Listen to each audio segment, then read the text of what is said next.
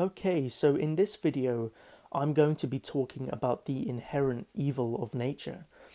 And before I get into this video, there's just one thing that I have to clarify.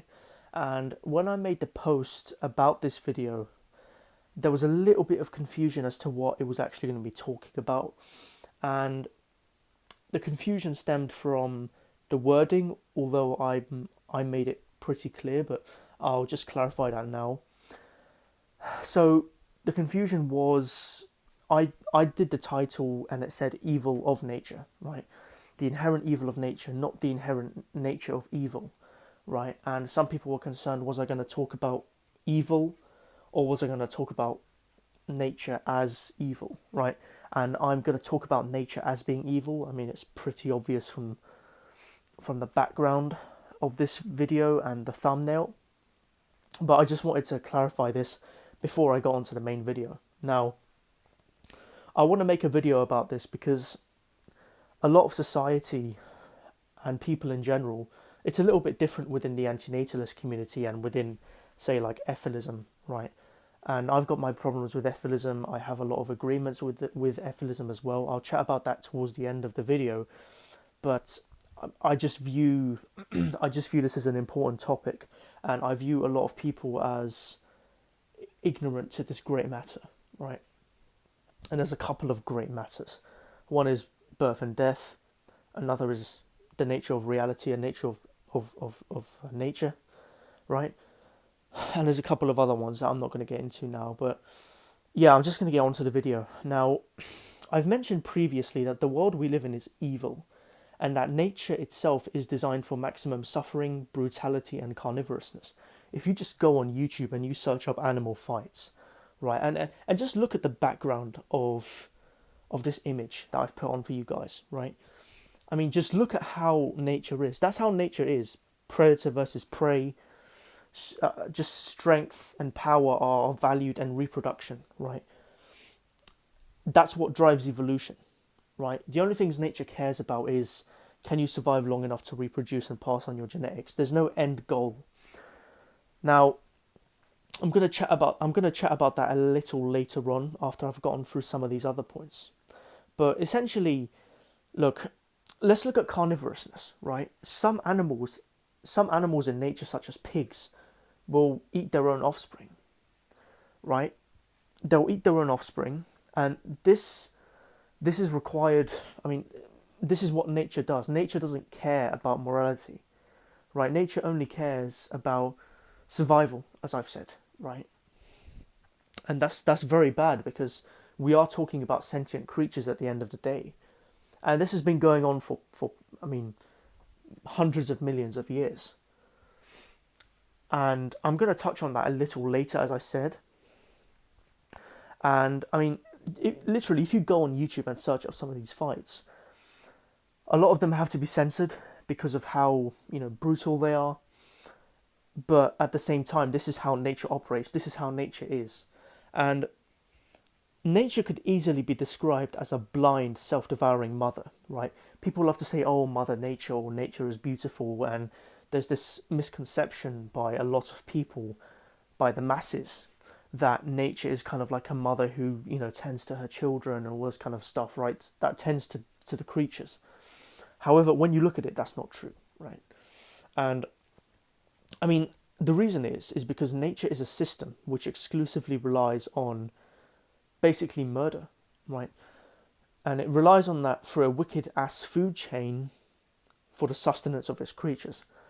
All creatures, whether predator or prey, are part of these one or another's food system, right? Some may be just part of one, some may be part of multiple, but the point is that they are part of the system, and so there's no escape from it basically. And an important factor in understanding the world that we live in, a very important one, is understanding the evil of nature. If you want to understand the world that we live in, the basic first step is to understand nature, because that's where everything, is an offshoot of. That's what everything is an offshoot of. That's what everything is built on. It's built on that fact. It's built on what drives nature. What are the fundamental drives of biological beings, right?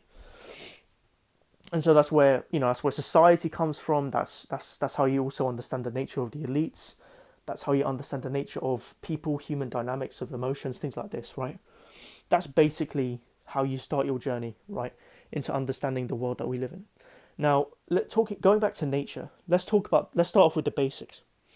The fact that pretty much all animals are either predators or prey, as I mentioned a minute ago, so they're basically either killing or being killed, they're hunting or being hunted, shows what kind of world we're living in, right? It's a parasitic world, right? In a way, it's a vampiric world. Cooperation between species, if it exists, is mainly between herbivores slash prey.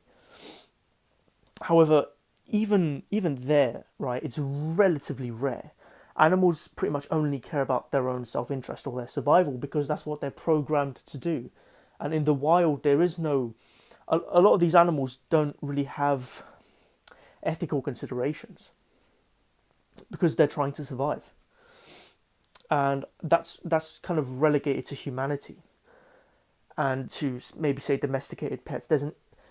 Look, animals definitely have sentience, but it's debatable whether they have consciousness. Some of the higher ones, like say octopuses or some dogs and cats and other animals such as crows I would say have consciousness.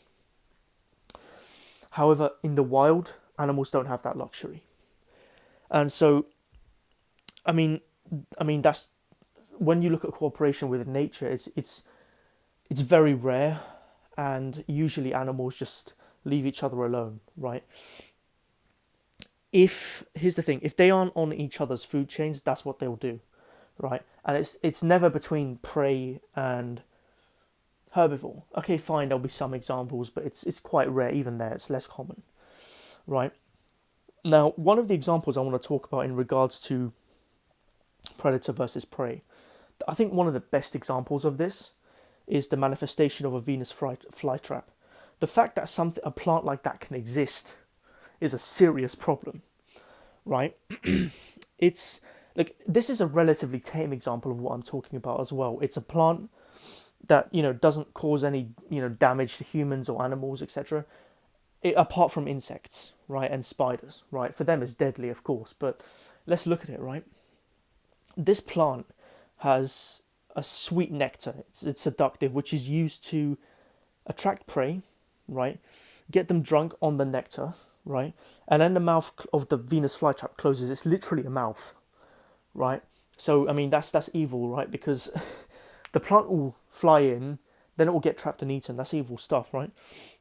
And so, and then that animal, right? Then that insect gets turned into mush, right? The insect gets trapped and it gets turned into mush, right? So, I mean, another example is the pitcher plant, which is basically the same thing as a Venus flytrap, except the nectar's in like kind of a hole, and so the fly gets addicted to the nectar. It finds it irresistible, and then it's trapped in the actual nectar. It can't get out, right? And let's move on to the animal world now. Pretty much every single animal, as I kind of mentioned before, is involved in a food chain of some sort. Every animal is a part of this dynamic, as I said. But let's look at this more closely. Let's look at a typical food chain. Worms and plants being eaten by a small herbivore such as rabbits or a rabbit, which then get eaten by, say, a fox or another predator. Another example could be a grasshopper being eaten by a frog, which then gets eaten by a snake, which then gets eaten by a falcon. So as we can see, this is what nature is. This is basically how all animals live. And nature is viewed as a good thing by the masses. As I said earlier, for instance, you'll hear phrases such as Mother Nature, right? So things such as Mother Nature, nature, or life is beautiful, and other such sayings, right? However, as we have seen, examining nature proves decisively the opposite, right? As I said, literally just search up animal fights here on YouTube and see how brutal and evil they are. Keep in mind, this is required just for animals to survive. And animals do not have free will, as I said earlier, because they are guided by instincts and they lack consciousness. Most of them anyway. And another thing, as I said, as well as, they are locked into this system to eat, right? As other options may not be open to them. Let's look at this, right? We as human beings, we are omnivores. We can choose to eat a carnivore diet, we can choose to eat meat, or we can choose to be vegetarian or a mixture of both, right? A lot of animals, for instance, a lion cannot eat grass or vegetables and stuff like that. They can't handle that kind of diet, right? It must consume other creatures for its sustenance, right? So, some creatures are naturally prey, some creatures are naturally predators, right? They don't have a choice, right? Secondly, let's take a look at evolution itself. Only the strongest and the best survive, while all the others die, usually brutal deaths. This doesn't just go for predators versus prey, but for offspring as well. For instance, the thing is, right, I came across a short on YouTube about the Tasmanian devil's life cycle, right? A mother will have between 30 to 40 offspring. However, only 4 can latch onto the mother due to limited nursing capacity, and those 4 survive. The rest of them die, right? This is a tactic that ensures that all of the others that are weaker will die off, and only the strongest survive to pass on their genetics, right? So that's a very inefficient system, right? That's a system just designed for quantity rather than quality. I mean, okay, look, it's designed for quality over quantity, but at the same time, it's brutal. Do you guys see what I'm trying to say? It's brutal. It's designed for suffering, right? It's exactly like nature doesn't care about anything about its creatures. And I mean, here's the thing, right? As I said, this tactic ensures that the weaker ones will die off, and only the strongest ones survive, right? I mean, that's not good, right? Other examples of this, right, albeit less directly, include baby sea turtles, sorry, and their dangerous trek into the open ocean where they could get easily eaten by, say, a crab or a bird, and only the strongest survive into the ocean. And those are the ones that survive and continue the cycle. And usually, a lot of these animals will have a ton of kids, as we saw earlier, right? But only a tiny amount of them that can survive, right? So, I mean, it's kind of like how a couple of 100 years ago, when people lived miserable lives as humans, then they would have around like maybe 10 to 15 children, maybe because they needed them to survive, and a lot of them would die due to infant mortality and all these other kind of factors, right?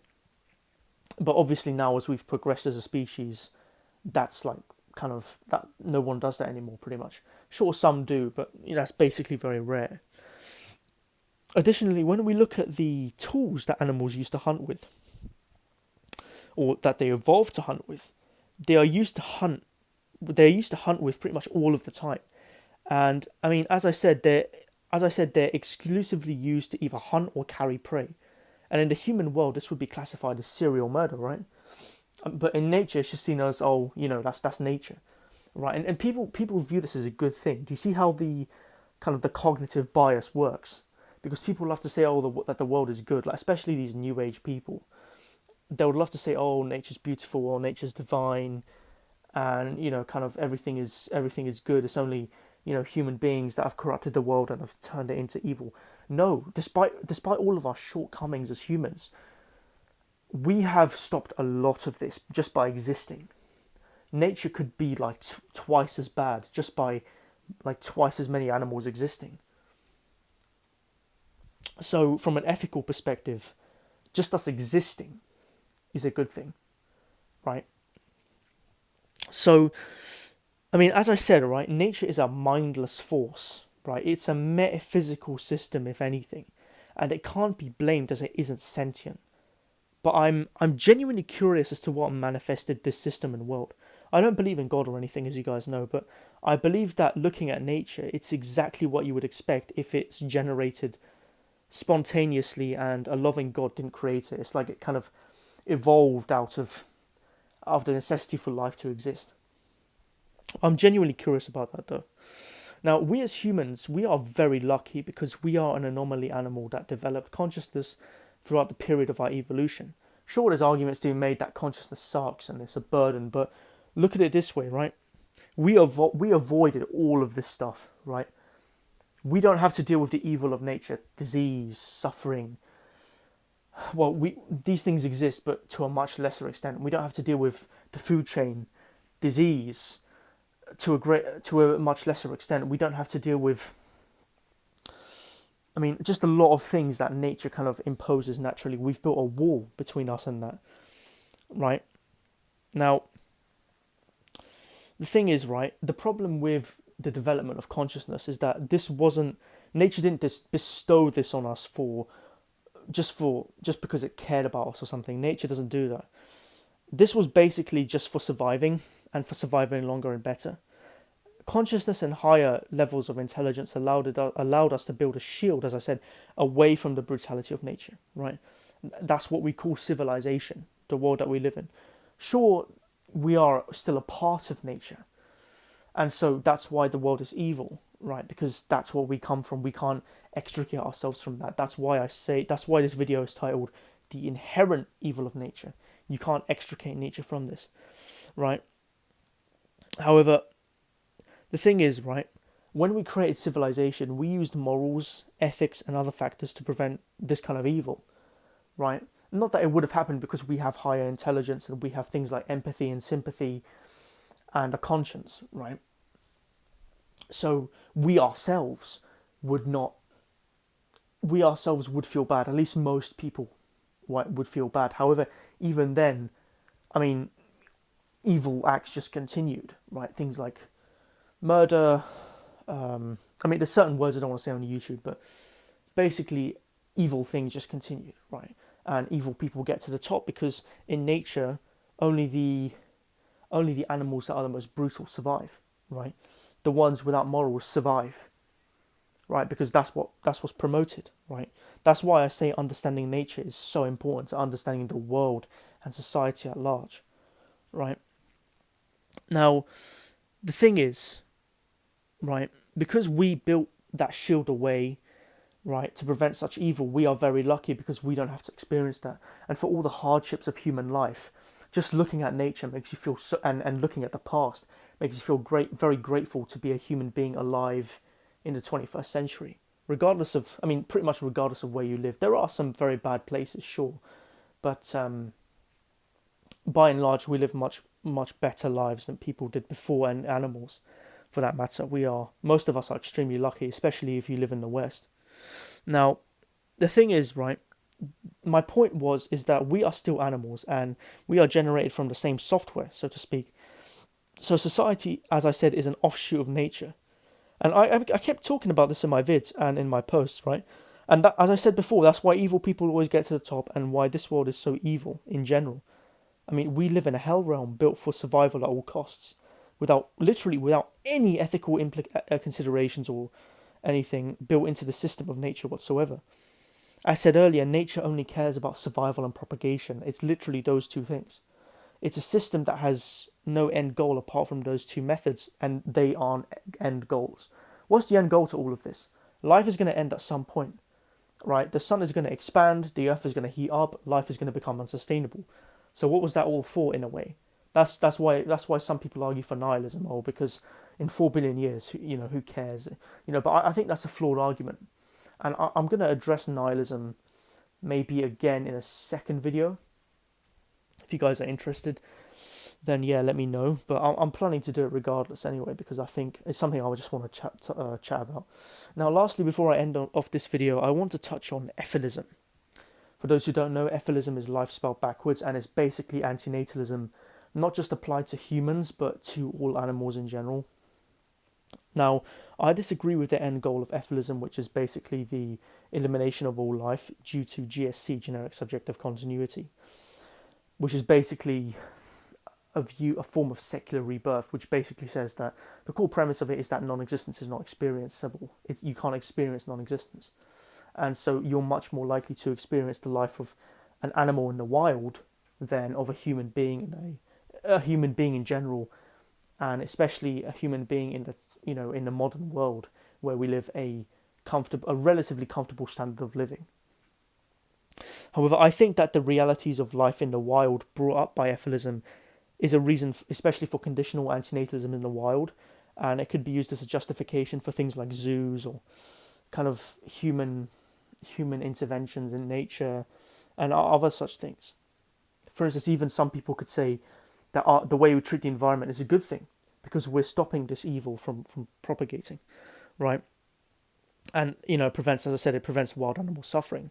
And as a Buddhist, I'm especially concerned that after I die, me as I know me basically, I could end up in a state of a wild animal, especially a prey, but also a predator, as I would be inflicting suffering as a sentient being.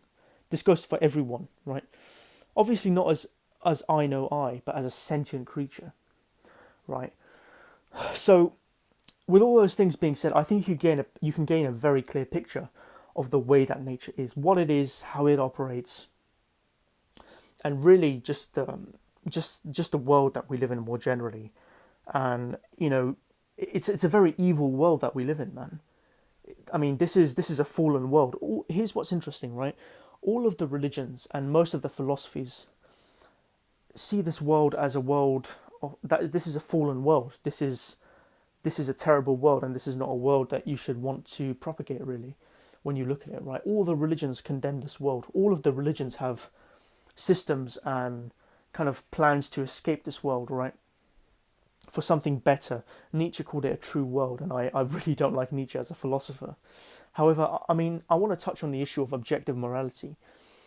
And I was having a debate with a guy in the comment sections, and we were exchanging views, and we mostly agreed. However, I think that we are very lucky that we as human beings can see nature for what it is, and we have morals and ethics and all this kind of stuff.